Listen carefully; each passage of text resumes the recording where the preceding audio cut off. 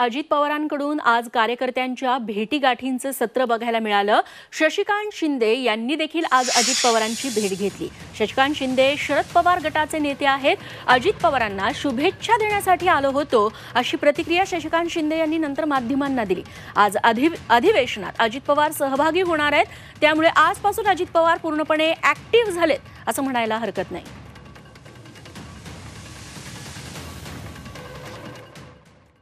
नाही, राज्याचे उपमुख्यमंत्री म्हणून अजितदादांचं ज्यावेळेला निवड झालेली आहे, माझे वर्षापासूनचे असलेले संबंध आहेत आणि एक आपुलकीचं नातं आहे, त्यामुळे मी इथं निश्चितपणाने त्यांना शुभेच्छा देण्यासाठी आलो होतो। भेट झाली नव्हती, आज त्यांची भेट झाली आणि त्यांना शुभेच्छा दिल्या।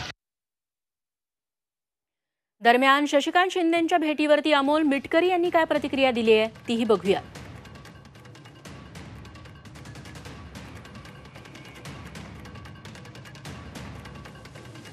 अजितदादा उपमुख्यमंत्री झालेत, सत्तेच्या बाहेर अनेक लोक आहेत जे अस्वस्थ आहेत, त्यामध्ये शशिकांत शिंदे साहेब पण आहेत, त्यामुळे ते गेले असतील की आता होऊ शकतं ना, त्यांची पण मागणी असू शकते। काल मी त्यांच्याशी बोलताना त्यांनी सांगितलं की या सत्तेत जीव रमत नाही, म्हणजे विरोधी बाकावर, म्हणून ते कदाचित आज दादांना भेटायला गेले असतील।